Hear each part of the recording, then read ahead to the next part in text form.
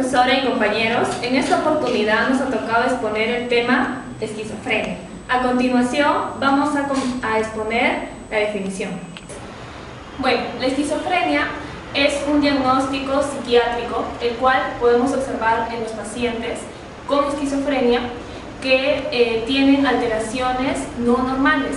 Por eso es que la sociedad puede observar en ellos algo muy extraño en su forma de actuar, en su forma de hablar o también en su conducta. Bueno, y en esta oportunidad vamos a presentar los tipos, los síntomas, las causas y tratamiento. Y también las entrevistas que le hemos organizado a los doctores.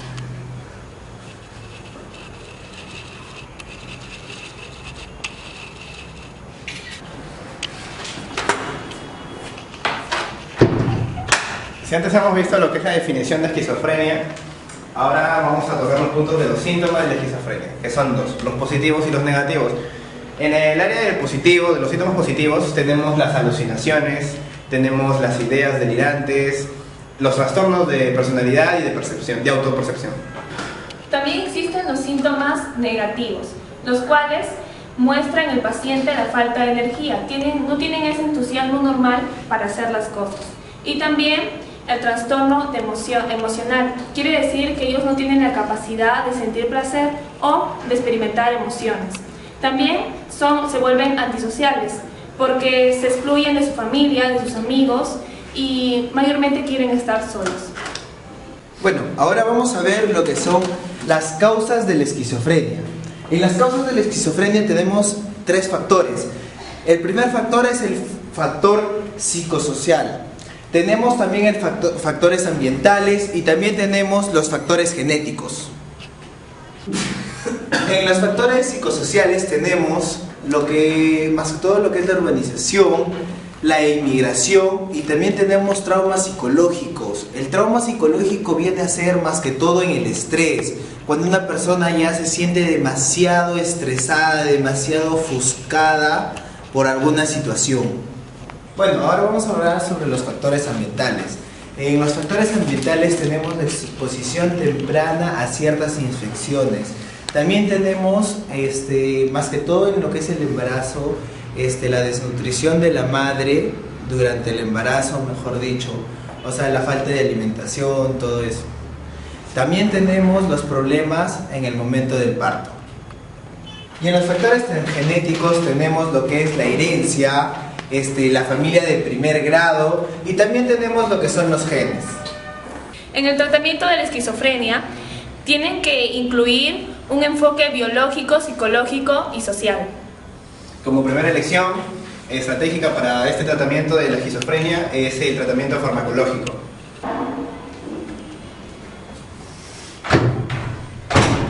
A continuación veremos una entrevista hecha por nuestros compañeros a un médico psiquiatra. Hola chicos, ¿cómo están? Estamos aquí en el Hospital Lasarte y hemos venido. Y en breves momentos vamos a entrevistar al doctor Galvez para que nos explique un poco sobre la esquizofrenia y estas cosas. La esquizofrenia es una enfermedad dentro del grupo de la psicosis. Es una enfermedad de la psicosis. La psicosis fundamentalmente la psicosis es un trastorno profundo de la producción del pensamiento y de las percepciones. ¿Sí? Entonces, en la esquizofrenia, hay varios tipos de esquizofrenia, pero la más común es la esquizofrenia paranoide, alrededor del 70% de esquizofrenia son paranoides. La desorganizada, la hiperténica, en fin, la obsesiva compulsiva, en fin, hay diversas. Pero la esquizofrenia en general es un trastorno profundo del pensamiento, de las percepciones, donde se caracteriza fundamentalmente en el pensamiento las ideas de persecución y de daño. Sí. Doctor, ¿cómo se origina la esquizofrenia? Bueno, la esquizofrenia tiene que haber un componente genético. El componente genético es del tipo de la herencia recesiva. Hay dos tipos de herencia, la herencia dominante y la herencia recesiva. La herencia dominante el padre tiene, el hijo tiene. En la herencia recesiva la persona tiene y su sobrino, su bisnieto, puede ser, que bueno, si hay saltos generacionales, ¿no? El hijo, el nieto lo tiene, ¿no? El hijo lo porta, pero el nieto lo expresa la enfermedad, ¿no es cierto? Puede ser un sobrino. Y generalmente la mayor parte de pacientes tiene tíos o tíos abuelos. Es difícil que dos esquizofrénicos se junten. Realmente los esquizofrénicos por la conducta de aislamiento son asociables, ¿no? O uno le llaman insociables, no asociables. No tienen a apartarse de las personas y establecer intimidad con las personas es bien difícil.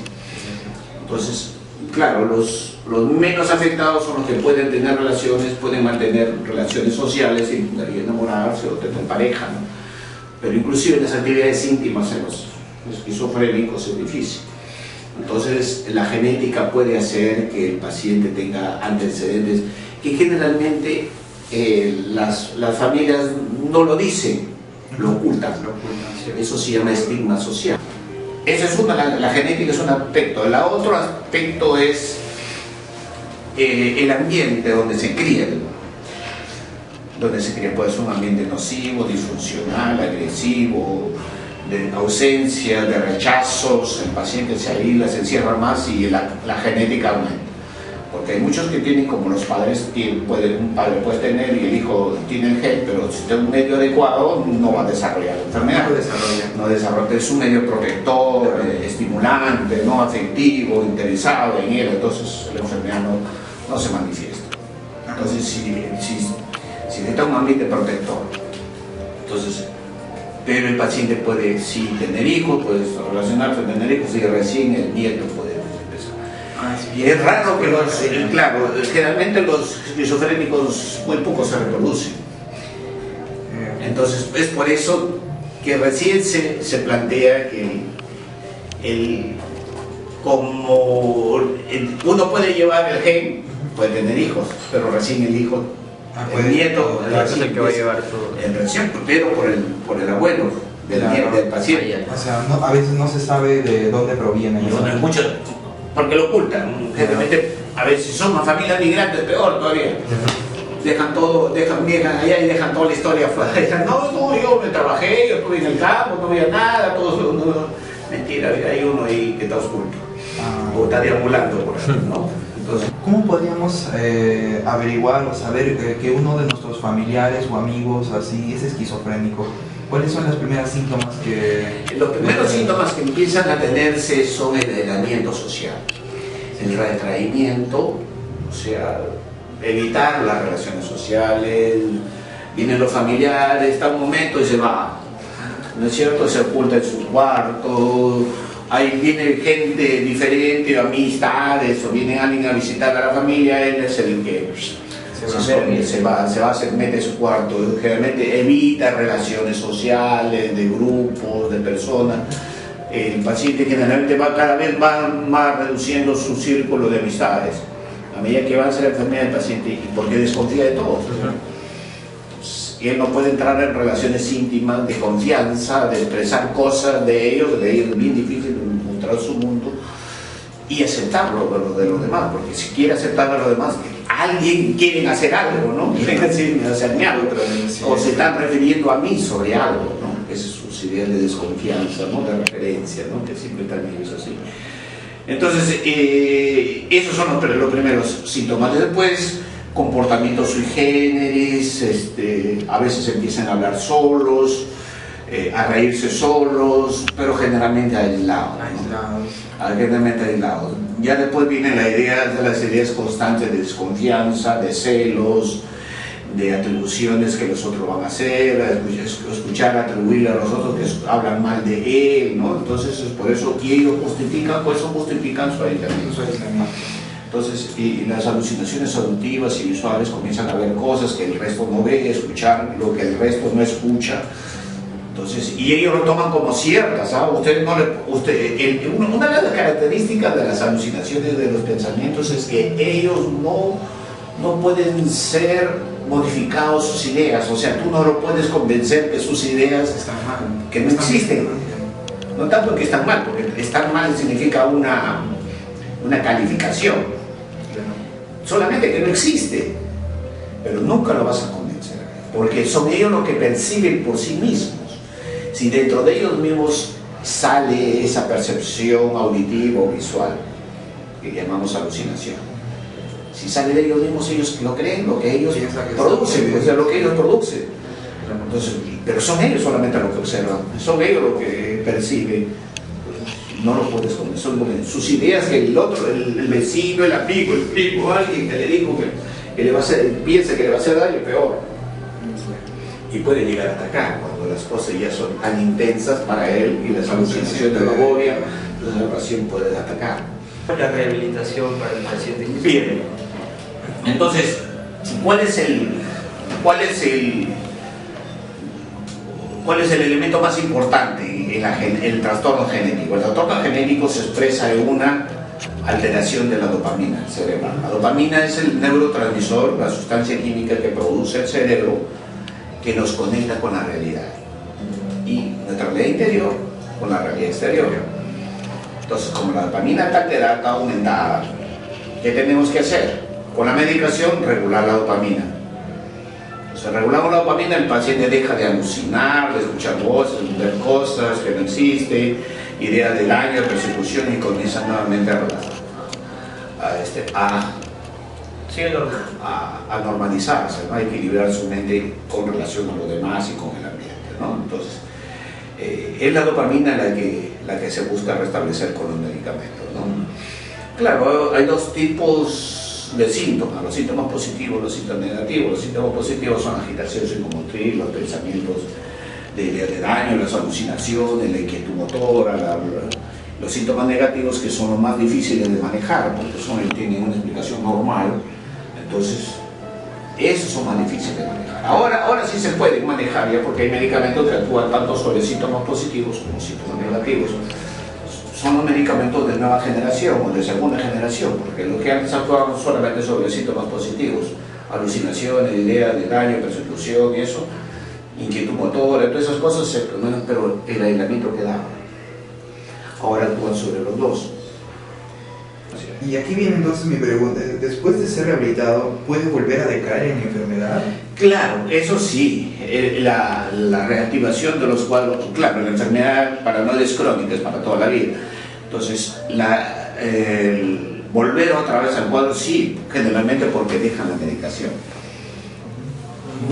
La mayor, casi el 95% de pacientes que recaen es porque dejan la medicación. Aquí, a pesar que tienen la medicación gratuita, de salud, lo más difícil son los ministerios de salud que tienen que comprar. Entonces, aquí, a pesar que tienen, no lo toman. La familia abandona porque lo ve que está mejor, entonces se adapta a todo y lo dejan. Y la enfermedad otra vez, pues no santo que descubrir, son ideas falsas que tienen también sobre la medicación. A pesar que se les dice que es para toda la vida, que tienen que tomar la medicación, como tienen que venir a sus citas, el paciente también a veces, y estoy bien, no quiero venir, y todo, no, porque va a tomar medicamentos, todo, y otra vez vuelve a recaer, y otra. Y el otro porcentaje, el otro pequeño porcentaje es cuando hay eventos difíciles en la vida del paciente. Por ejemplo, la muerte de alguien, la ausencia de personas importantes, claro, son personas sensibles a estas pérdidas, ¿no? Por conflictos o situaciones. Y viene una última pregunta. Nos habían comentado justo de que había un síntoma que les daba a los que cuidaban esquizofrénicos mayormente, que ellos también llegaban a adquirir un... Eso era antes, eso era antes, por ejemplo, el tipo Largo Herrera, ¿no? En el hospital Víctor Largo Herrera, donde los pacientes convivían con sus cuidadores. Generalmente a los pacientes se les dejaba con sus síntomas y el cuidador asumía algunas conductas de los esquizofrénicos, pero no llegaban a ser esquizofrénicos, no llegan a ser, sino asumir algunas conductas parecidas, ¿no? De deterioro, porque el paciente en deterioro está deteriorado, entonces las conductas, las costumbres se van asimilando por el cuidador.